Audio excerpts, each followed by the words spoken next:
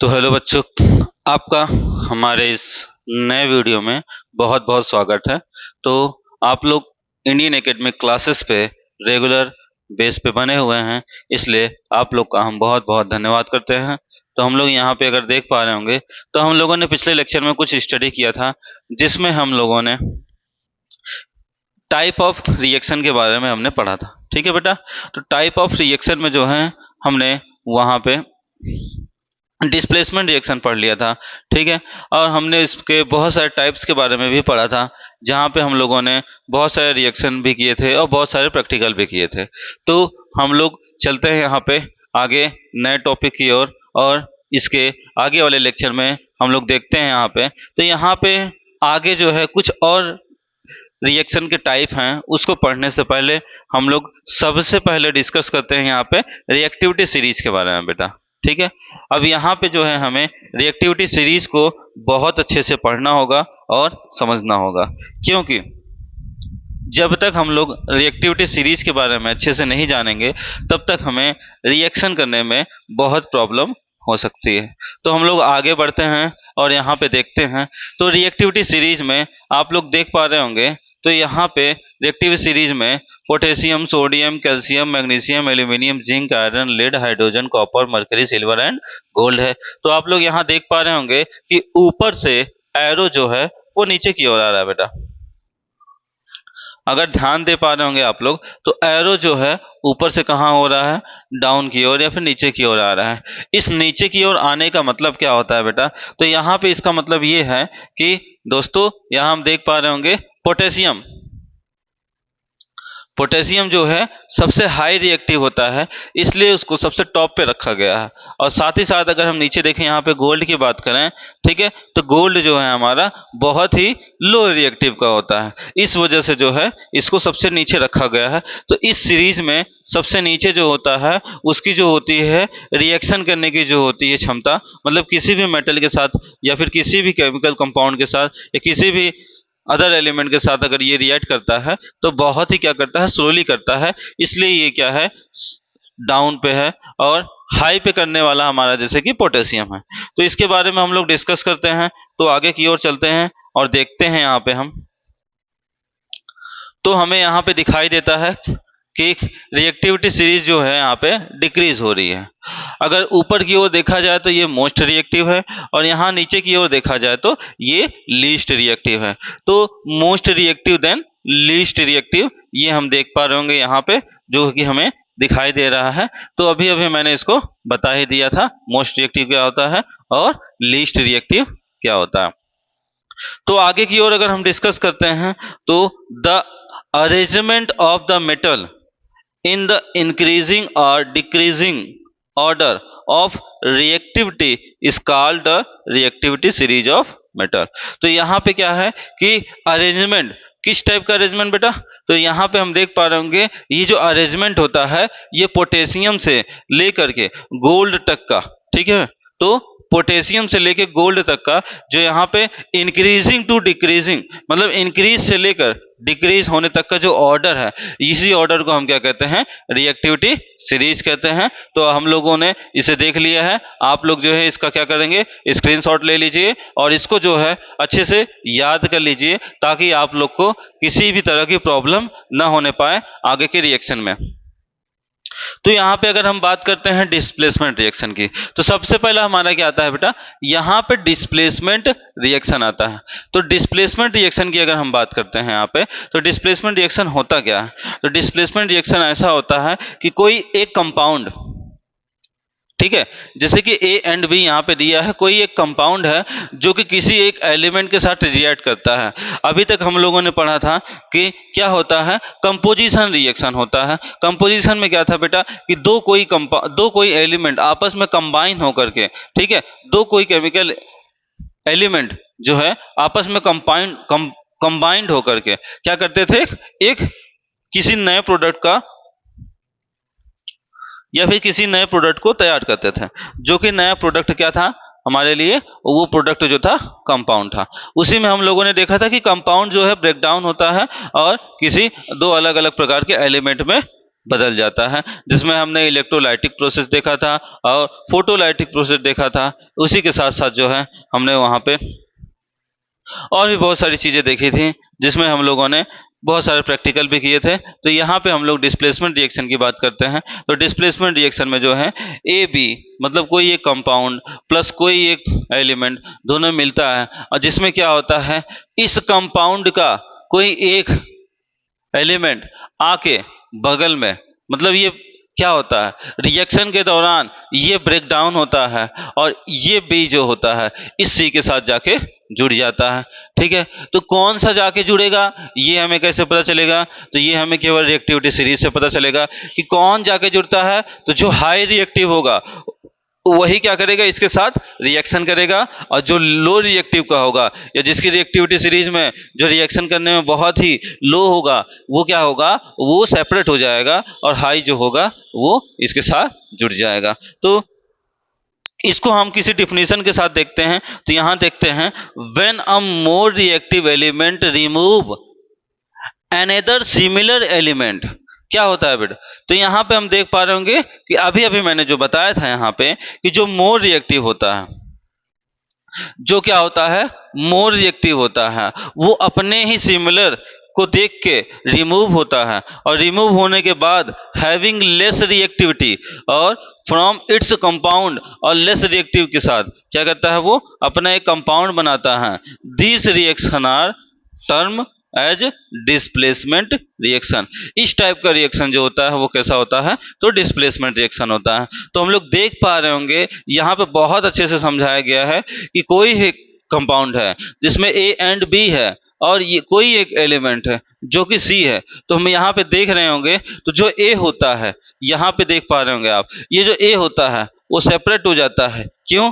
क्योंकि ये क्या होता है, लो रिएक्टिव का होता है। यहाँ पे देखेंगे बी और सी आपस में कंबाइंड हो गए, मतलब ये क्या होता है, ये हाई रिएक्टिव का होता है। देन ये लो रिएक्टिव के साथ कंबाइन होकर के एक नया कंपाउंड क्रिएट करता है जो कि सी और बी होता है, और साथ ही साथ हमारा ए जो होता है लेस रिएक्टिव का, वो क्या होता है, सेपरेट हो जाता है। ठीक है बेटा, तो यहाँ हम देखते हैं कुछ प्रैक्टिकल के साथ। तो यहाँ पे हम देख पा रहे हैं, यहाँ पे हमने आयरन नेल लिया है, यहाँ पे हमने क्या लिया है, आयरन नेल लिया है, और साथ ही साथ सैंड पेपर लिया है। इस सैंड पेपर से क्या करेंगे, हम इस आयरन नेल को थोड़ी सी रब करेंगे ताकि इसके अंदर जो भी आयरन के रस्टेज वगैरह होंगे वो ताकि सेपरेट हो जाए। फिर आगे हम डिस्कस करते हैं, यहाँ पे कॉपर सल्फेट की बात करते हैं। तो यहाँ पे हमने क्या किया है, कॉपर सल्फेट लिया है। अब कॉपर सल्फेट में क्या करेंगे, इस आयरन नेल को डाल दिया जाएगा, अच्छे से बांध करके इसको लटका देते हैं। कितने मिनट के लिए, 20 मिनट के लिए। तो हम देखते हैं, तो कॉपर सल्फेट का कलर जो होता है वो चेंज हो जाता है, साथ ही साथ आयरन नेल का जो कलर है वो भी क्या हो जाता है, चेंज हो जाता है। तो यहाँ पे जो हमें मिला वो क्या मिला, हमें फेरस सल्फेट सॉल्यूशन मिला। हमें जो सॉल्यूशन मिलता है यहाँ पे रिएक्शन के दौरान, जब हमने यहाँ पे कील रखा था, उस कील और सल्फेट से जो है रिएक्शन होता है और हमें क्या मिल जाता है, फेरस सल्फेट मिल जाता है। तो यहाँ पे हम देख सकते हैं कॉपर सल्फेट, सबसे पहले हमारे पास था क्या बेटा, तो यहाँ पे हमारे पास कॉपर सल्फेट था।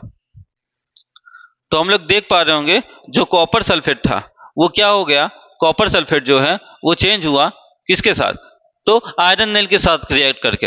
आयरन नेल मतलब हमारा Fe है, यहाँ पे Fe के साथ रिएक्ट हुआ।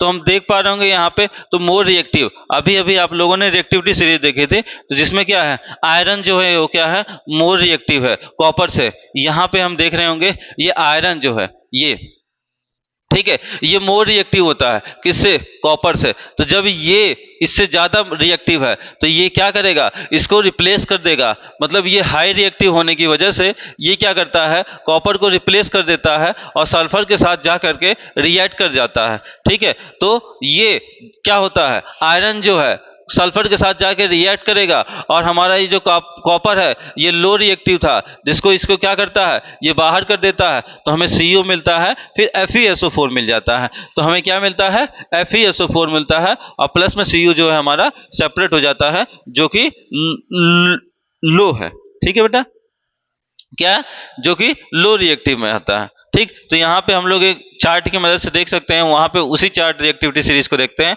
तो यहाँ पे आप लोग देख पा रहे होंगे, ये रहा हमारा Fe और ये रहा हमारा कॉपर। तो अगर आप लोग देख रहे होंगे तो ऊपर की ओर जो होता है वो हाई होता है, और नीचे की ओर जैसे जैसे सीरीज जाती है वैसे लो की ओर चली जाती है। तो हम देख पा रहे होंगे आयरन जो है ये हाई का है और कॉपर जो है ये लो का है। ठीक है, इसी तरह अगर हम देखते हैं जिंक का कॉपर सल्फेट के साथ करवाते हैं रिएक्शन, तो जिंक देखते हैं बेटा, यहाँ पे हम देखते हैं जिंक ये रहा और कॉपर सल्फेट ये रहा। तो अब अगर आप लोग इसको समझ चुके हैं तो बहुत आसानी से इसको बता सकते हैं। जल्दी से कमेंट करके बताइए कि इसके आगे का रिएक्शन कैसा होगा।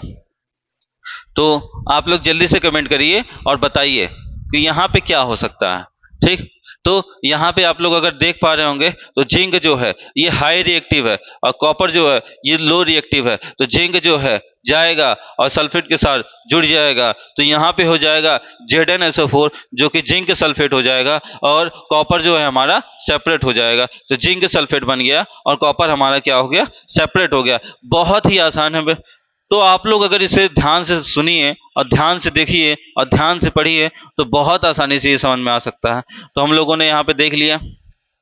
तो यहाँ पे दिया गया है जिंक क्या होता है, डिस्प्लेस हो जाता है कॉपर की जगह पे। तो कॉपर की जगह पे मतलब किसी हाई रिएक्टिविटी सीरीज में जो भी हाई रिएक्टिव एलिमेंट है वो किसी लो रिएक्टिव एलिमेंट की जगह पे रिप्लेस हो जाए तो वही क्या होता है, हमारा डिस्प्लेसमेंट रिएक्शन होता है। क्या होता है बेटा, हमारा डिस्प्लेसमेंट रिएक्शन होता है। यहीं पे हम देखते हैं जैसे कि पीबी हमारे पास एक और एग्जांपल है। तो यहाँ पे हम देख सकते हैं लेड को, और लेड के साथ जो है कॉपर क्लोराइड को हमने क्या किया, जोड़ दिया बेटा। तो यहाँ पे हमने कॉपर क्लोराइड को जैसे ही जोड़ा, अब देखते हैं जब इसका हम रिएक्शन करवाएंगे तो पीबी और Cu, अगर हम रिएक्टिविटी सीरीज में देखें तो पीबी लेड हमारा कहाँ की ओर है, लेड जो है हमारा कॉपर से ऊपर की ओर है। इसका मतलब क्या है, ये हाई रिएक्टिव है। किसकी तुलना में, कॉपर की तुलना में ये हाई रिएक्टिव है। तो हाई रिएक्टिव जो होगा वो क्या करता है, लो रिएक्टिव की जगह पे रिप्लेस होता है, इसकी जगह को अपनी जगह लाएगा और वो उसकी जगह पे चला जाएगा। तो PbCl2 हो जाएगा प्लस कॉपर हमारा जो है सेपरेट हो जाएगा। तो यहाँ पे लेड क्लोराइड हो जाएगा और कॉपर हमारा क्या होगा, सेपरेट हो जाएगा। तो हम लोग यहाँ पे देख सकते हैं, हम लोगों ने डिस्प्लेसमेंट का एग्जाम्पल अच्छे से देख लिया और आप लोग को बहुत अच्छे से समझ में आ गया होगा कि यहाँ पे जो है हो क्या रहा है डिस्प्लेसमेंट रिएक्शन में। तो डिस्प्लेसमेंट रिएक्शन में होता क्या है, जो लो रिएक्टिव होता है उसकी जगह पे हाई रिएक्टिव जो होता है अपने प्लेस को उसे दे देता है और उसकी प्लेस पे वो खुद चला जाता है। ठीक है, और एक नए कंपाउंड को क्रिएट करता है जो कि हमारा क्या कहलाता है, डिस्प्लेसमेंट रिएक्शन कहलाता है। तो अब हम देखते हैं डबल डिस्प्लेसमेंट रिएक्शन। अभी तक हम लोगों ने क्या किया था, डिस्प्लेसमेंट रिएक्शन देखा था जिसमें एक कंपाउंड जो होता है किसी दूसरे एलिमेंट के साथ क्या करता है, रिएक्ट करता है।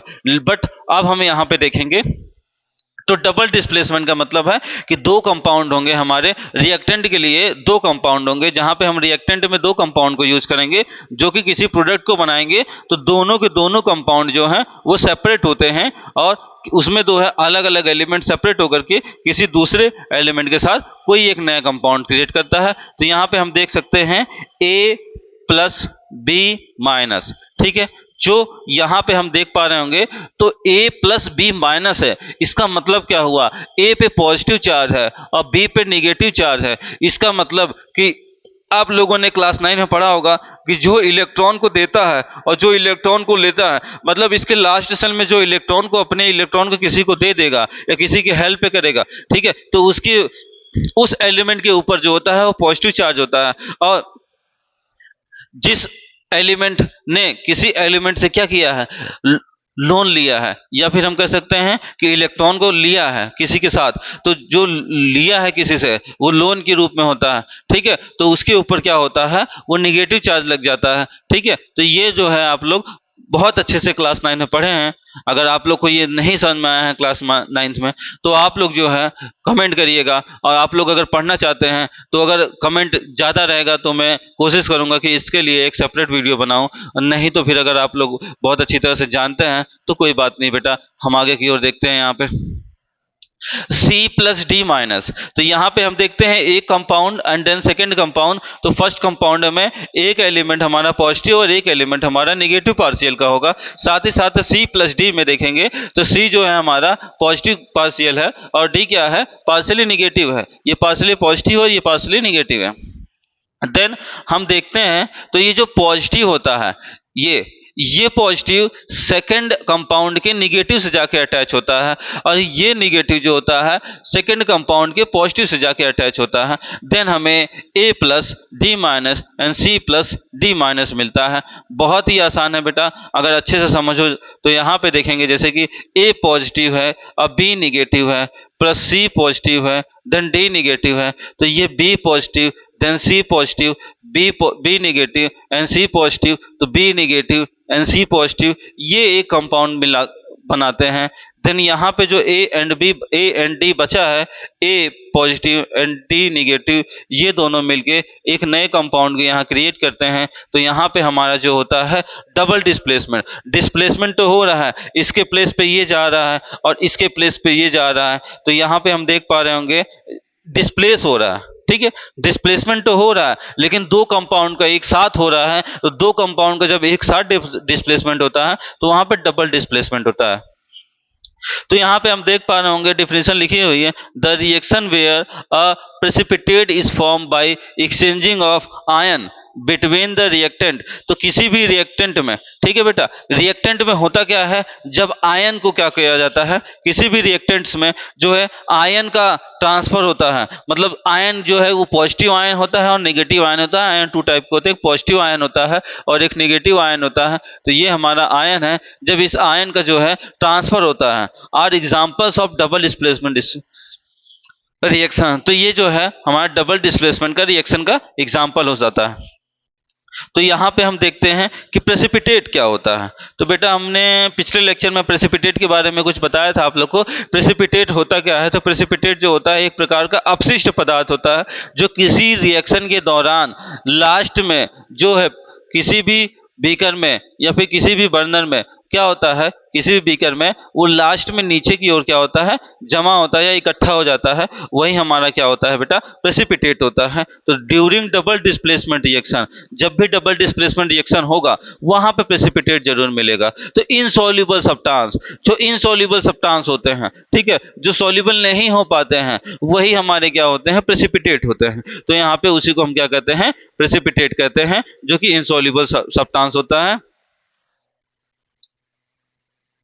तो ऐसे सब्सटेंस, यहाँ पे कुछ और भी दिया है बेटा कि ऐसे सब्सटेंस या ऐसा केमिकल रिएक्शन जिस केमिकल रिएक्शन के दौरान प्रेसिपिटेट मिलते हैं, तो उससे क्या कहते हैं हम, प्रेसिपिटेशन रिएक्शन कहते हैं। उसे क्या कहते हैं हम, प्रेसिपिटेशन रिएक्शन कहते हैं, जो कि हम यहाँ पे आगे कुछ एग्जांपल्स में देखने वाले हैं। तो यहाँ पे हम देख सकते हैं reaction between barium chloride and sodium sulphate. तो यहाँ पे हम बेरियम क्लोराइड और सोडियम सल्फेट के साथ रिएक्शन करते हैं और इस रिएक्शन को देखते हैं। तो यहाँ पे सबसे पहले हमने क्या किया है, दो टेस्ट ट्यूब लिया है। तो यहाँ पे हमने फर्स्ट टेस्ट ट्यूब लिया है, सेकंड टेस्ट ट्यूब लिया है। तो फर्स्ट टेस्ट ट्यूब जो है, test tube containing the solution of sodium sulphate. तो एक जो हमारा टेस्ट ट्यूब होगा उसमें सोडियम सल्फेट लिया जाएगा। देन सेकंड जो होगा बेरियम क्लोराइड लिया जाएगा। तो हमने सोडियम सल्फेट को क्या किया, बेरियम क्लोराइड में मिला दिया और जैसे ही हमने मिलाया तो यहाँ पे हम लोग देख पा रहे होंगे तो यहाँ पे कुछ प्रेसिपिटेट मिल गए हैं। तो हम यहाँ पे देखते हैं सोडियम सल्फेट। हमने क्या लिया था, सबसे पहले एक बीकर में सोडियम सल्फेट को लिया था, जहाँ पे सोडियम के ऊपर पॉजिटिव आयन होता है और सल्फर है, यहाँ पे ऑक्सीजन है, यहाँ पे निगेटिव आयन होता है, ठीक है।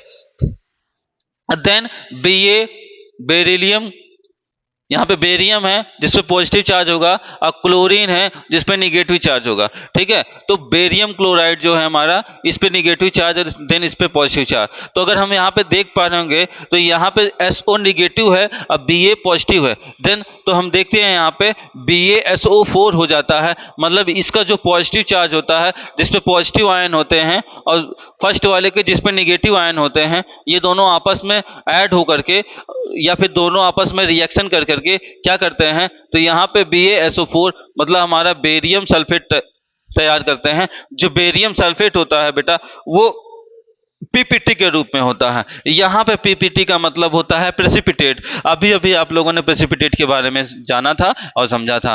देन हमारा बचता क्या है, सोडियम क्लोराइड। देन हमें यहाँ पे sodium chloride Na positive, then Cl negative, Na plus और Cl माइनस, ये दोनों आपस में ऐड होकर के यहाँ पे हमें NaCl मिलता है। हमें क्या मिलता है बेटा, NaCl मिलता है। तो बेरियम सल्फेट जो हमारा होगा यहाँ पे प्रेसिपिटेट के रूप में होगा। यहाँ पे देख पा रहे होंगे Na plus then Cl minus, ये जो है हमारा सोडियम क्लोराइड जो है एक्वस सॉल्यूशन में है। बेरियम सल्फेट जो है हमारा यहाँ पे प्रेसिपिटेट के रूप में मिला है। बेरियम क्लोराइड जो है हमारा यहाँ पे एक्वस सॉल्यूशन था, जो कि Na2SO4 सोडियम सल्फेट के साथ जुड़ा। अब इसे हम क्या करते हैं, बैलेंस करते हैं। तो बैलेंस करने के लिए यहाँ पे हमने 2 लगा दिया, ताकि सोडियम हमारा 2 हो जाए, क्लोरीन 2 हो जाए, BaSO4 हमारा बाकी बैलेंस्ड है। तो अगर हम देखते हैं यहाँ पे बेरियम सल्फेट की बात करते हैं, देन बेरियम सल्फेट यहाँ पे है बेटा, देख पा रहे होंगे। तो barium sulphate plus barium sulphate के साथ देखते हैं,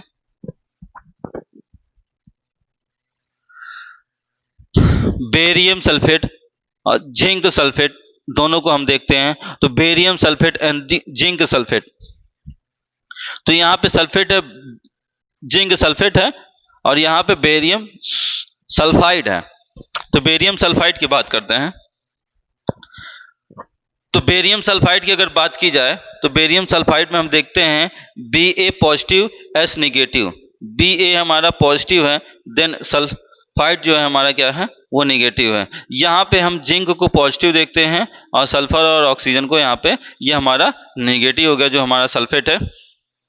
देन यहाँ पे देख पा रहे होंगे ZnS, ये जिंक सल्फाइड हमें मिलता है। ठीक है बेटा, तो यहाँ पे जब हम रिएक्शन करते हैं तो यहाँ पे हमें क्या मिलता है, जिंक सल्फाइड मिलता है, जो कि जिंक और सल्फर आपस में ऐड होते हैं तो जिंक सल्फाइड मिलता है। देन BaSO4, ये जो हमारा है यहाँ पे हमें मिल जाता है, बेरियम सल्फेट मिल जाता है और जिंक सल्फाइड मिलता है। हम देख पा रहे होंगे बेरियम सल्फेट और जिंक सल्फाइड मिल गया हमें यहाँ पे। और बेरियम सल्फेट जो है हमारा प्रेसिपिटेट है। अब प्रेसिपिटेट को जो है हम एरो से डिनोट करते हैं, वो भी डाउन एरो से डिनोट करते हैं। तो कल आप लोगों ने पढ़ा था बेटा बहुत अच्छी तरह से, जहां पे हमने बताया था आप लोग को कि जो प्रेसिपिटेट होता है वो पीपीटी जो होता है वो डाउन एरो पे दिखाया इसलिए जाता है क्योंकि ये जो होता है वो नीचे की ओर रहता है। नीचे की ओर रहने का मतलब है कि वो इकट्ठा होकर के नीचे की ओर चला आता है। और साथ ही साथ अगर हम हाइड्रोजन की बात करें, तो हाइड्रोजन जो होता है या फिर कोई भी गैसेस होती हैं, तो गैसेस जो होती हैं हम क्या करते हैं, गैसेस को अप ऊपर की ओर दिखाते हैं, क्योंकि ऊपर की ओर दिखाने का मतलब है कि गैस ऊपर की ओर चली गई, और तीर नीचे दिखाने का मतलब है कि वो नीचे प्रेसिपिटेट के रूप में इकट्ठा हो गया। तो आप लोग इसको बहुत अच्छे से समझ पाए होंगे। तो यहाँ पे एक और एग्जांपल हम देखते हैं CuCl2। ठीक है, तो CuCl2 की बात करते हैं। कॉपर क्लोराइड जो होता है, यहाँ पे कॉपर जो होता है Cu पॉजिटिव होता है और क्लोरीन जो होता है हमारा निगेटिव होता है। इसको जो है हम क्या करते हैं, पोटेशियम आयोडाइड, यहाँ पे पोटेशियम आयोडाइड है तो पोटेशियम आयोडाइड के साथ क्रिया करवाते हैं। तो पोटेशियम जो हमारा होता है वो पॉजिटिव होता है, देन आयोडीन जो होता है हमारा क्या होता है, निगेटिव होता है। तो हम यहाँ पे अगर देख पा रहे होंगे तो आप लोग जो है इसको जल्दी से कमेंट करके बताइए कि क्या बनेगा। तो आप लोग जल्दी से बताइए यहाँ पे क्या बनने वाला है। हम जैसे ही इसका रिएक्शन करवाते हैं तो यहाँ क्या बनता है। तो अगर हम देख पा रहे होंगे तो क्लोरीन का एक निगेटिव है और यहाँ पे पोटेशियम का पॉजिटिव है। तो क्लोरीन का पोटेशियम का जो है हमारा पॉजिटिव, देन क्लोरीन का निगेटिव आपस में जुड़ जाता है और पोटेशियम क्लोराइड मिलता है। हमें क्या मिलता है बेटा, पोटेशियम क्लोराइड मिलता है। देन कॉपर आयोडाइड मिल जाएगा। तो हम यहाँ पे देखते हैं तो कॉपर आयोडाइड हमें मिल गया और साथ ही साथ हमें पोटेशियम आयोडाइड मिल जाता है। ठीक है, तो पोटेशियम क्लोराइड यहाँ पे मिल गया हमें। तो ये पोटेशियम क्लोराइड हो गया, जो कि पोटेशियम देन क्लोरीन दोनों आपस में मिलके पोटेशियम क्लोराइड बनाते हैं। साथ ही साथ हमारा जो ये आई है और यहाँ पे कॉपर है, ये दोनों आपस में मिलके क्या करते हैं, कॉपर आयोडाइड बनाते हैं। तो आप लोग को बहुत अच्छे से समझ में आया होगा, जो कॉपर आयोडाइड है वो हमारा क्या है, प्रेसिपिटेट है। क्या है हमारा, तो प्रेसिपिटेट है। तो आप लोग बहुत अच्छे से समझ पाए होंगे। ये कि ब्राउन कलर का है, ये व्हाइट पीपीटी है, ये ब्राउन पीपीटी है, तो उसकी कलर के साथ भी हम डिनोट कर सकते हैं। तो आप लोग को बहुत अच्छे से समझ में आ गया होगा। तो डबल डिस्प्लेसमेंट रिएक्शन अगर आप लोग को समझ में आया तो आप लोग कमेंट में जल्दी से यस कर दीजिए, तब हम लोग आगे की ओर बढ़ते हैं। तो आप लोग देख पा रहे होंगे यहाँ पे precipitate precipitate is symbolized by an arrow pointing downward। तो precipitate जो होता है वो डाउनवर्ड के एरो को देखकर दर्शाया जाता है।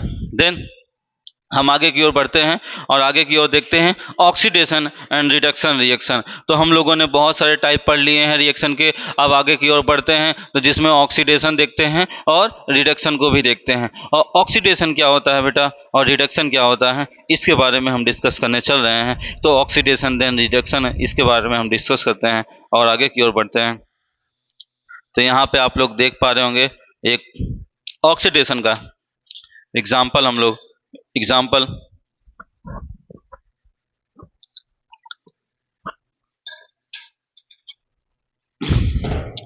तो हम लोग देखने चल रहे हैं यहाँ पे ऑक्सीडेशन रिएक्शन। तो ऑक्सीडेशन रिएक्शन में हम लोग यहाँ पे ध्यान देते हैं। तो ऑक्सीडेशन रिएक्शन होता क्या है उसके बारे में हम बहुत अच्छी तरह से एक एग्जाम्पल के तौर पे देखेंगे। तो यहाँ पे हम एग्जाम्पल देख पा रहे होंगे, तो ये बर्नर दिखाई दे रहा होगा। अब बर्नर में अगर हम देखें तो कॉपर के कुछ पाउडर है, चाइना डिश जो होता है हमारे यहाँ आसपास जो डिश होता है उसे हम चाइना कहते हैं, वायर गेज आप जानते ही हैं, ट्राइपॉड स्टैंड जानते ही हैं, और बसन बर्नर भी जानते हैं आप लोग। तो यहाँ पे हम लोगों ने क्या लिया है, कॉपर का पाउडर लिया है, हमने कॉपर लिया है, CO लिया है। ठीक है बेटा। अब कॉपर को करेंगे क्या, तो कॉपर को हम बर्न करेंगे। और कॉपर को बर्न करते हैं तो हम जानते हैं किसी भी एलिमेंट को या किसी भी चीज को, चाहे वो एलिमेंट हो चाहे कंपाउंड हो, जब भी उसे हम बर्न करते हैं तो बर्निंग के दौरान हम किससे रिएक्शन करवाते हैं, तो वो ऑक्सीजन के साथ रिएक्ट करता है। किसके साथ रिएक्ट करता है बेटा, ऑक्सीजन के साथ रिएक्ट करता है। तो जैसे ही वो ऑक्सीजन के साथ रिएक्ट करता है तो देखते हैं हम यहाँ पे कॉपर है, ये क्या करता है, ऑक्सीजन के साथ रिएक्ट करता है, देन ये बनाता है कॉपर ऑक्साइड। ठीक। तो हमने पढ़ा है ये कोई भी एलिमेंट हो और एलिमेंट जो है वो क्या होना चाहिए, मेटल होना चाहिए। अगर वो एलिमेंट मेटेलिक है तो वो क्या करेगा, ऑक्सीजन के साथ जब भी रिएक्ट करेगा तो वो क्या करेगा, उस मेटल का ऑक्साइड बनाएगा। तो यहाँ पे हम देख पा रहे होंगे ऑक्साइड, तो कॉपर ऑक्साइड बना। तो यहाँ पे आप देख पा रहे होंगे copper is gaining oxygen from the copper oxide. Copper ने क्या किया, ऑक्सीजन को गेन किया। ठीक है। और यहाँ पे हम लोग ऑक्सीडेशन रिएक्शन पढ़ रहे हैं। अगर ऑक्सीडेशन की बात की जाए तो बहुत ही सिंपल डिफिनीशन है ऑक्सीडेशन की।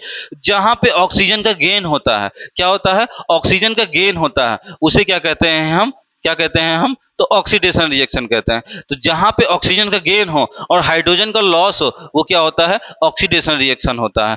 जस्ट अपोजिट, जहां पे ऑक्सीजन का क्या होता है, लॉस होता है, उसे हम क्या कह सकते हैं, रिडक्शन कहते हैं। क्या कहते हैं बेटा, रिडक्शन कहते हैं। तो हम लोग रिडक्शन आगे की ओर डिस्कस करेंगे। यहाँ पे हम लोग ऑक्सीडेशन की बात करते हैं। तो कॉपर ने क्या किया, कॉपर ने गेन किया ऑक्सीजन को, कॉपर ऑक्सीजन के साथ क्रिया करता है तो कॉपर ऑक्साइड बनाता है। तो कॉपर ने क्या किया, ऑक्सीजन को अपने अंदर लिया, मतलब कॉपर क्या हुआ, ऑक्सीजन के साथ रिएक्ट किया और ऑक्सीजन को उसने गेन किया। ऑक्सीजन को जैसे ही गेन किया तो इस टाइप का जो भी रिएक्शन होगा, मतलब ऐसा कोई रिएक्शन जो ऑक्सीजन को गेन करे वो क्या होता है, ऑक्सीडेशन रिएक्शन होता है। तो यहाँ पे हम देख पा रहे होंगे C2H5OH मतलब एथिल एल्कोहल।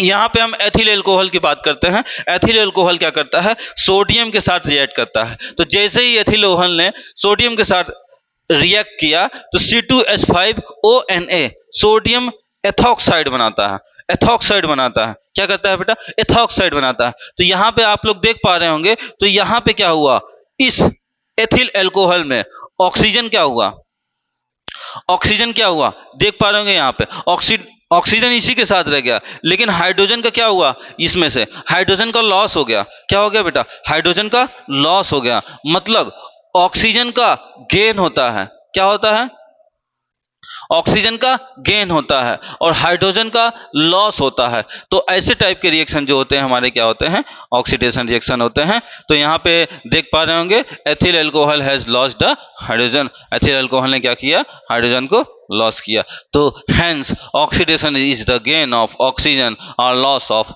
हाइड्रोजन। तो यहाँ पे हम इस कंक्लूजन में निकल के आते हैं कि जहां पे ऑक्सीजन का गेन हो और हाइड्रोजन का लॉस हो उसे हम क्या कहते हैं, ऑक्सीडेशन रिएक्शन कहते हैं। तो आप लोग बहुत अच्छे से समझ पाए होंगे, जहां कहीं भी अगर आप लोग को ऑक्सीजन का गेन होते हुए दिखाई दे और हाइड्रोजन का लॉस होते हुए दिखाई दे, वहां पे आप लोग समझ जाइएगा कि वहां पे जो रिएक्शन हो रहा है वो किस टाइप का रिएक्शन हो रहा है। तो वो किस टाइप का रिएक्शन हो रहा है, वो ऑक्सीडेशन रिएक्शन हो रहा है। कैसा रिएक्शन हो रहा है बेटा, ऑक्सीडेशन रिएक्शन हो रहा है। अब यहाँ पे हम रिडक्शन की बात करते हैं। तो रिडक्शन की बात करते हैं तो रिडक्शन में मैंने अभी अभी बताया था आप लोग को कि जब ऑक्सीजन का गेन होता है तो वो ऑक्सीडेशन होता है। तो जस्ट अपोजिट हम ऑक्सीजन का लॉस कराते हैं और हाइड्रोजन का गेन कराते हैं। तो जैसे ही ऑक्सीजन का लॉस होगा और हाइड्रोजन का गेन होगा वहां पे क्या हो जाएगा बेटा, तो वहां पे रिडक्शन रिएक्शन हो जाएगा। कौन सा रिएक्शन हो जाएगा? रिडक्शन रिएक्शन हो जाएगा। तो हम लोग एक एग्जांपल के थ्रू यहाँ पे देखते हैं। ये कार्बन है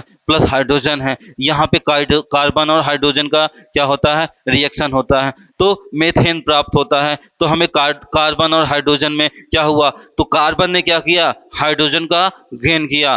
कार्बन के पास हाइड्रोजन आ गया, मतलब कार्बन ने हाइड्रोजन का गेन किया और हमें मेथेन मिला। तो यहाँ हाइड्रोजन का गेन हुआ। हाइड्रोजन का गेन मींस ऑक्सीजन का लॉस होना। देन यहाँ पे देखते हैं हाइड्रोजन का गेन हुआ। और यहाँ पे हम ओजोन लेयर की बात करते हैं। तो ओजोन लेयर जो होता है हमारा O3 होता है। ओजोन जो है हमारा ऑक्सीजन को क्या करता है? लॉस कर देता है। यहाँ पे हम देख पा रहे होंगे एक ऑक्सीजन लॉस हो गया हमारा। तो एक ऑक्सीजन हमारा क्या हुआ? लॉस हो गया। जो एक ऑक्सीजन हमारा लॉस होता है नॉन-स्कैंड ऑक्सीजन कहलाता है। नॉन-स्कैंड ऑक्सीजन कहलाता है, मतलब वो जो होता है हमारा वो नॉन-स्कैंड ऑक्सीजन होता है। O2 जो होता है वो हमारा ऑक्सीजन होता है। O3 जो होता है वो हमारा ओजोन होता है। तो आप लोग इन 3 O जो O के डिफरेंट है O1 O2 O3, मतलब O में एक एटम, O में 2 एटम, O में 3 एटम। तो O के एक एटम, 2 एटम एंड 3 एटम का नाम जो होता है बदल जाता है। ठीक है बेटा। तो यहाँ पे हम देख पा रहे होंगे तो हाइड्रोजन का गेन ऑक्सीजन का लॉस, हाइड्रोजन का गेन ऑक्सीजन का लॉस। अगर हाइड्रोजन का गेन होता है और ऑक्सीजन का लॉस होता है तो ये क्या कहलाता है? तो ये हमारा रिडक्शन रिएक्शन कहलाता है। ठीक है, तो आप लोग को बहुत अच्छे से समझ में आ गया होगा रिडक्शन रिएक्शन क्या होता है और ऑक्सीडेशन रिएक्शन क्या होता है। फिर से हम लोग देख लेते हैं। तो जो ऑक्सीडेशन होता है उसमें होता है ऑक्सीजन का गेन, देन हाइड्रोजन का लॉस। इसी तरह हम रिडक्शन की बात करते हैं तो ऑक्सीजन का लॉस होता है एंड हाइड्रोजन का गेन होता है। तो आप लोग बहुत अच्छे से समझ पाए होंगे। अगर आप लोग को समझ में आ गया है तो लाइक करिए, शेयर करिए, अपने दोस्तों तक पहुंचाइए इस वीडियो को, ताकि वो लोग भी इसे समझें और बहुत आगे की ओर बढ़ सके। तो यहाँ पे हम reduction is the loss oxygen और गेन हाइड्रोजन। रिडक्शन का मतलब होता है कि हाइड्रोजन का गेन होना और ऑक्सीजन का लॉस होना। ठीक है बेटा। तो हम आगे आते हैं रिडॉक्स रिएक्शन क्या होता है। अब देखते हैं, अभी तक हम लोगों ने क्या पढ़ा? रिडक्शन पढ़ा। ऑक्सीजन में क्या करते हैं? ऑक्सीडेशन पढ़ा।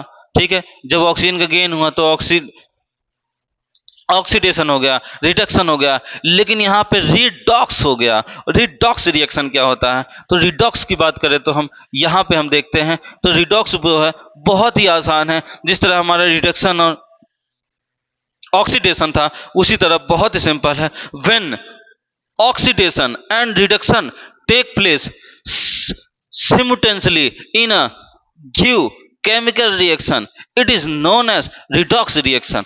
मतलब होता क्या है, यहाँ पे जब दोनों एक साथ लगातार हो, अभी अभी हमने पढ़ा किसी एक रिएक्शन में क्या हो रहा था बेटा? तो किसी एक रिएक्शन में ऑक्सीजन का गेन हो रहा था, तो किसी एक में ऑक्सीजन का लॉस हो रहा था, तो किसी एक में हाइड्रोजन का लॉस हो रहा था, तो किसी एक में हाइड्रोजन का गेन हो रहा था। लेकिन यहाँ पे हाइड्रोजन का लॉस और ऑक्सीजन का गेन और उसी के साथ साथ ऑक्सीजन का लॉस और हाइड्रोजन का गेन दोनों एक साथ होता है, उसी को हम कहते हैं रिडॉक्स रिएक्शन। यहाँ पे अगर हम देखें तो CuO प्लस H2O, तो यहाँ पे हम देख पा रहे होंगे तो Cu डिफरेंट हो गया, Cu क्या हुआ? अलग हो गया। और यहाँ पे हम देख पा रहे होंगे Cu से ऑक्सीजन क्या हुआ? लॉस हो गया। Cu से ऑक्सीजन दूर चला गया। ठीक है, ऑक्सीजन अभी तक क्या हो रहा था बेटा? तो आप लोग देख पा रहे होंगे अभी तक ऑक्सीजन उसके पास आ रहा था, लेकिन अब ऑक्सीजन उससे दूर जा रहा है। दूर जाने का मतलब है ऑक्सीजन यहाँ से लॉस हो गया। तो ऑक्सीजन जैसे ही लॉस हुआ वैसे ही हाइड्रोजन गेन हो गया। ठीक है, तो हाइड्रोजन ने क्या किया? यहाँ पे देखते हैं तो हाइड्रोजन जो है ऑक्सीजन लॉस होकर के हाइड्रोजन के पास चला गया। तो यहाँ पे अगर आप देखें तो ऑक्सीजन का लॉस भी हुआ और हाइड्रोजन के पास ऑक्सीजन आ गया। तो मतलब ऑक्सीजन का गेन भी हुआ और ऑक्सीजन का लॉस भी हुआ। तो हम लोग देख पा रहे होंगे यहाँ पे रिडक्शन हुआ। ऑक्सीजन का जब भी लॉस होता है रिडक्शन होता है, साथ ही साथ ऑक्सीजन जो है ऐड हुआ तो यहाँ पे क्या हुआ? हमारा ऑक्सीडेशन हुआ। तो रिडक्शन और ऑक्सीडेशन दोनों प्रक्रिया, मतलब दोनों केमिकल रिएक्शन एक साथ जब होते हैं तो उसे रिडॉक्स कहते हैं। क्या कहते हैं बेटा? रिडॉक्स रिएक्शन कहते हैं। तो CuO in a change to Cu and oxygen is being removed from CuO, तो ऑक्सीजन यहां से रिमूव हुआ, copper oxide is being reduce to copper, copper oxide से कॉपर रिड्यूस हो गया। तो यहाँ पे हम देखते हैं hydrogen is change to H2O, hydrogen ने क्या किया? H2O लिया, तो हाइड्रोजन को ऑक्सीजन का गेन हुआ, यहाँ पे ऑक्सीजन का लॉस हुआ, यहाँ पे ऑक्सीजन का गैस हुआ। एक ही साथ दो दो रिएक्शन हो रहे हैं, ऑक्सीजन का गेन हो रहा है और गेन होने के साथ साथ किसी का लॉस हुआ और किसी का क्या हुआ? उसी में जाके गेन हो गया, दोनों साथ ही हुआ, इसलिए इसे हम क्या कहते हैं? ऑक्सीडेशन रिएक्शन कहते हैं। तो यहां पे देखेंगे तो हम एक चीज और देखते हैं, जो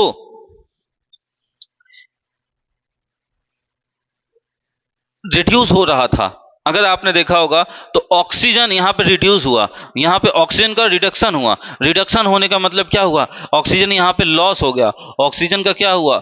लॉस्ट हुआ। ऑक्सीजन लॉस हुआ तो क्या हुआ? यहाँ पे रिडक्शन हुआ। जैसे ही रिडक्शन हुआ, या फिर हम कह सकते हैं जहां पे रिडक्शन हुआ, तो जो रिडक्शन कराने में हेल्प कर रहा था उसे हम क्या कहते हैं? तो ऑक्सीडेशन एजेंट कहते हैं। क्या कहते हैं बेटा? ऑक्सीडेशन रिएक्शन, क्योंकि CuO gives oxygen for oxidation, ये ऑक्सीडेशन करवाने के लिए ऑक्सीजन को दे रहा है, ठीक है। The substance which give oxygen for oxidation is called as oxidising agent. जो क्या करता है? ऐसा सब्सटेंस जो ऑक्सीजन को देता है, ठीक है। जैसे कि मैंने कुछ दिया आप लोग को, ठीक है, तो मैं क्या हो गया? एक प्रकार का एजेंट हो गया। क्या हो गया? एजेंट। जैसे एजेंट होते हैं ना मार्केटिंग में, एजेंट क्या करते हैं? एक सामान को किसी दूसरे सामान तक पहुंचाने का कार्य करते हैं, या फिर एक इंफॉर्मेशन को किसी दूसरे तक पहुंचाने का काम करते हैं, या फिर क्या करते हैं? एक प्रकार से ये क्या करते हैं? पहुंचाने का काम करते हैं, किसी को गेन करने का काम करते हैं। तो यहाँ पे जो है ऑक्सीडेशन रिएक्शन, तो ऑक्सीडेशन रिएक्शन करवाने के लिए जो एजेंट है यहाँ पे कौन है? तो कॉपर ऑक्साइड जो है, ये क्या है? हमारा एजेंट का काम करता है। साथ ही हम देखते हैं यहाँ पे हाइड्रोजन रिमूव ऑक्सीजन। हाइड्रोजन क्या हो रहा है? ऑक्सीजन से रिमूव हो रहा है। तो हाइड्रोजन जैसे ही रिमूव हुआ, वो क्या हुआ? रिड्यूसिंग एजेंट हो गया। क्या हो गया बेटा? वो रिड्यूसिंग एजेंट हो गया। तो अगर आप लोग नहीं समझ पाए होंगे तो एक बार फिर से यहाँ पे हम देख लेते हैं। तो ऑक्सीजन का लॉस हुआ तो रिडक्शन हुआ। जहां से रिडक्शन होता है वो ऑक्सीडेशन एजेंट होता है। जहां से रिडक्शन होता है मतलब यहां से ऑक्सीजन निकल के गया यहां, तो ऑक्सीजन का क्या हुआ? यहां रिडक्शन हुआ। जैसे ही ऑक्सीजन का रिडक्शन हुआ, तो जिसने ऑक्सीजन का रिडक्शन कराया उसी को हम क्या कहेंगे? तो इसी को हम कहेंगे ऑक्सीडेशन एजेंट कहेंगे। तो इसी को क्या कहेंगे हम? ऑक्सीडेशन रिडक्शन एजेंट कहेंगे, ऑक्सीडेशन एजेंट कहेंगे। और साथ ही साथ हाइड्रोजन की बात करें तो हाइड्रोजन का यहाँ पे ऑक्सीडेशन हो रहा है, यहाँ पे ऑक्सीजन का ऑक्सीडेशन, तो इसे क्या कहेंगे हम? तो रिडक्शन, मतलब रिडक्शन एजेंट कहेंगे। क्या कहेंगे? रिडक्शन एजेंट कहेंगे। तो आप लोग यहाँ पे बहुत अच्छे से देख पा रहे होंगे। तो ये हमारा जो है ऑक्सीडेशन, ठीक है। तो इसे हम क्या कहते हैं? ऑक्सीडाइजिंग एजेंट कहते हैं। ऑक्सीडाइजिंग एजेंट में क्या होता है? जो रिडक्शन करवाता है। जहां रिडक्शन होगा, सिंपल वे में आप लोग याद रखिए, जहां रिडक्शन होगा तो जो रिडक्शन कराएगा उसी को हम क्या कहेंगे? ऑक्सीडाइजिंग एजेंट कहेंगे। और जहां पे ऑक्सीडेशन होगा उसे हम क्या कहेंगे? जस्ट अपोजिट होता है बेटा, जस्ट अपोजिट होता है, उसे हम रिडक्टिंग एजेंट कहेंगे, ठीक है। जस्ट अपोजिट होता है, जहां ऑक्सीडेशन हो रहा है उसे हम रिडक्टिंग कहेंगे, जहां रिडक्शन हो रहा है उसे हम ऑक्सीडाइजिंग एजेंट कहेंगे। तो आप लोग को एजेंट दोनों समझ में आ गए होंगे। तो एजेंट जो है, जो ऑक्सीडेशन होते हैं और रिडक्शन एजेंट होते हैं, दोनों एजेंट को याद रखिए। जहां पे ऑक्सीडेशन एजेंट की बात आई, इसका मतलब है इसने रिडक्शन करवाया है। अगर रिड्यूसिंग एजेंट की बात आई, इसका मतलब इसने ऑक्सीडेशन कराया है। बहुत ही सिंपल वे है। The substance which remove oxygen is called as reducing agent. जिसने क्या किया? The substance which removes oxygen is called as reducing agent. और यहाँ पे हमारा क्या है? ऑक्सीडाइजिंग एजेंट है। Oxidising agent the substance which gives oxygen, जिसने ऑक्सीजन को गिव किया मतलब किसी को दिया, ठीक है, ये रिमूव किया, तो इसे क्या कहते हैं? रिड्यूसिंग एजेंट कहते हैं।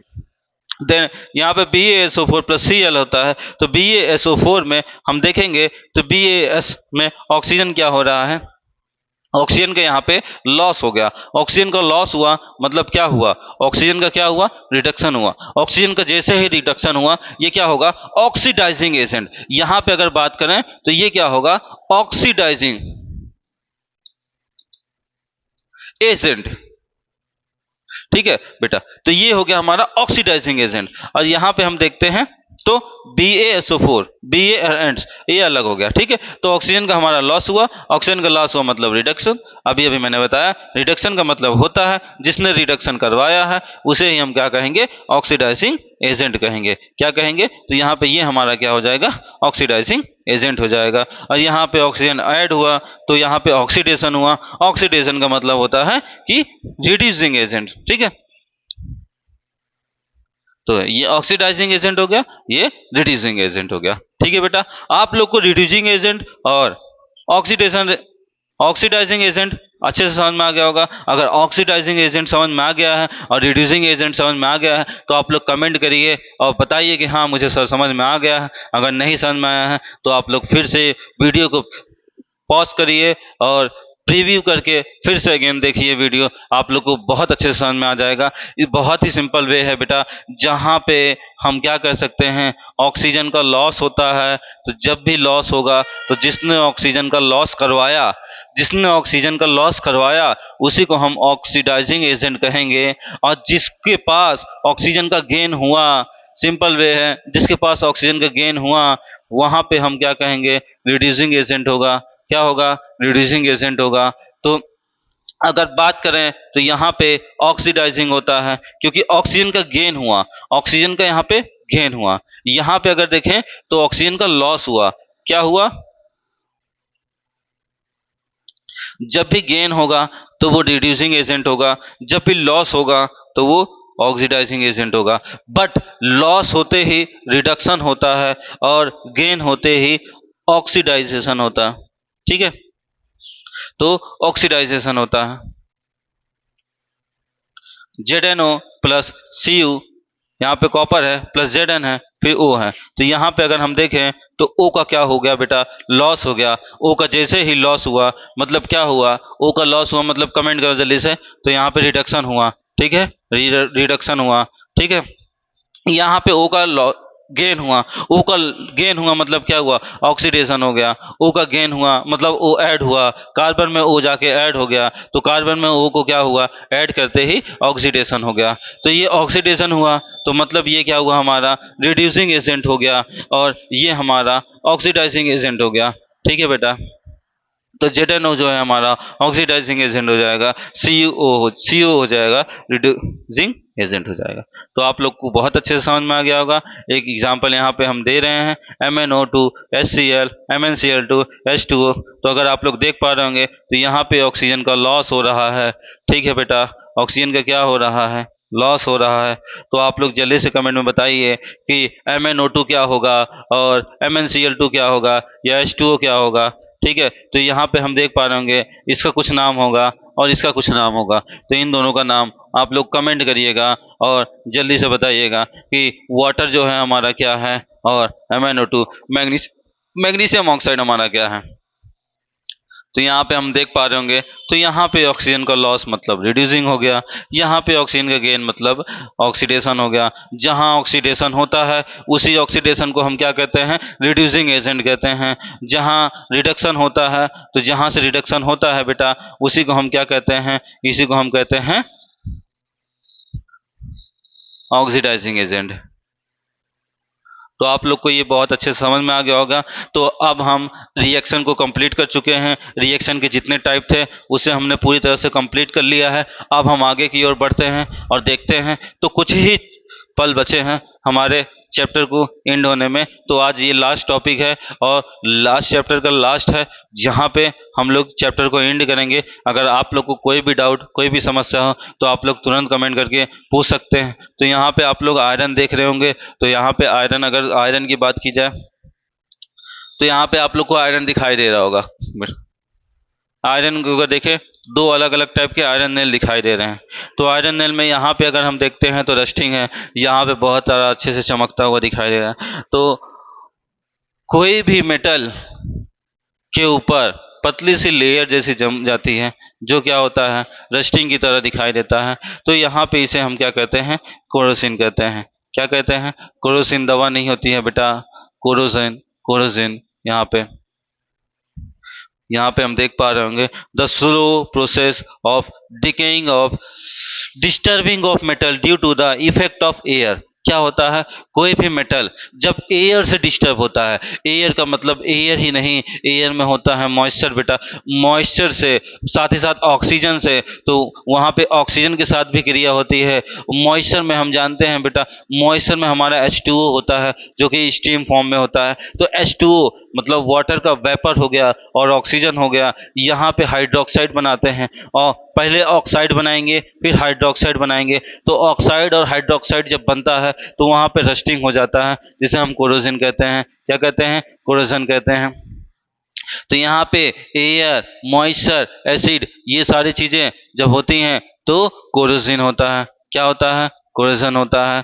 Due to the effect of moisture and layer of the reddish brown colour is deposited over surface of the iron called rust. ठीक है, तो ये जो रस्टिंग हो आयरन होता है, जो आयरन होता है, आयरन पे जो है लेयर बन जाती है तो वो रस्ट हो जाता है।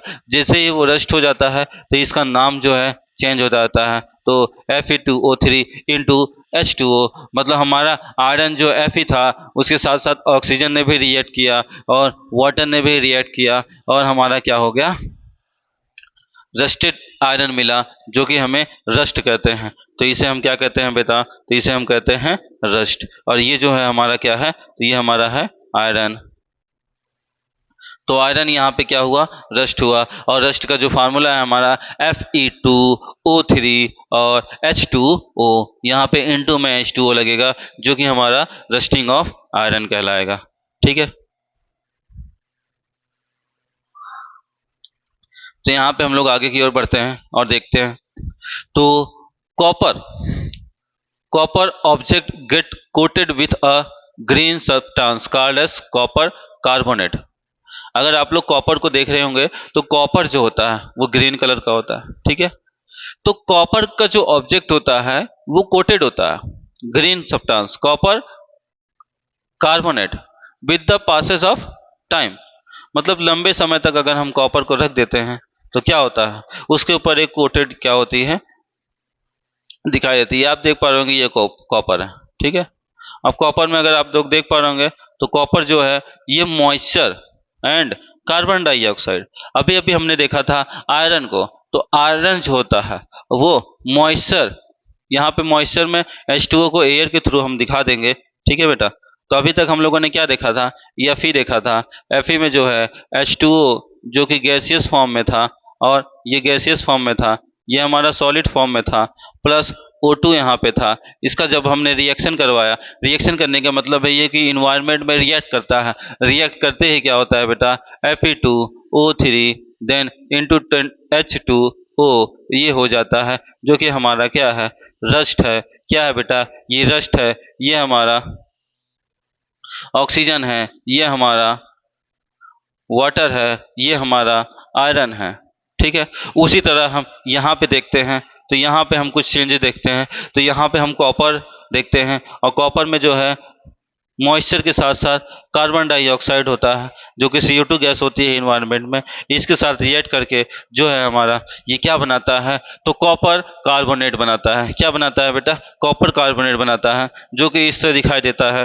तो आप लोगों ने अपने आसपास इन्वायरमेंट में इस तरह का फिगर देखा होगा, या फिर इस तरह का रस्टिंग देखा होगा, जो कि रस्ट ना कहला के, इसे हम रस्ट नहीं कहेंगे, क्योंकि रस्ट जो होता है वो क्या होता है, वो केवल और केवल आयरन से होता है या आयरन में होता है। यहाँ पे हम कॉपर की बात कर रहे हैं। तो this green substance is form the due to the reaction of the copper with the carbon dioxide and moisture present in the atmosphere. तो कार्बन डाइऑक्साइड और मॉइस्चर जो हमारे इन्वायरमेंट प्रेजेंट था, इसके साथ कॉपर ने रिएक्ट किया, और कॉपर ने रिएक्ट करके क्या किया, इस तरह का एक कॉपर कार्बोनेट बनाया।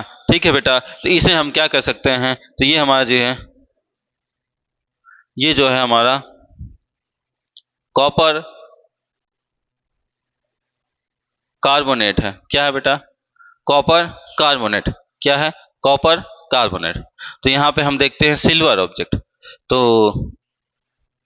अगर हम ध्यान दें तो अगर कुछ हमारे स्टूडेंट ऐसे भी होंगे जो कि सोना चांदी वगैरह पहनते ही तो होंगे ही। तो सोना चांदी या फिर हम देख सकते हैं आभूषण जो कान के, नाक के या गले में पहने जाते हैं, तो अगर देखते हैं तो ये चांदी के होते हैं। या फिर हम पायल की बात करें तो बहुत सिंपल सा एग्जांपल है, पायल जो होता है वो मोस्टली चांदी का होता है, ठीक है। तो अगर चांदी के पायल को हम देखें, सिल्वर जो होता है सिल्वर, तो वो जो होता है कुछ समय बाद ब्लैकिश हो जाता है, हल्का ब्लैक कलर का हो जाता है।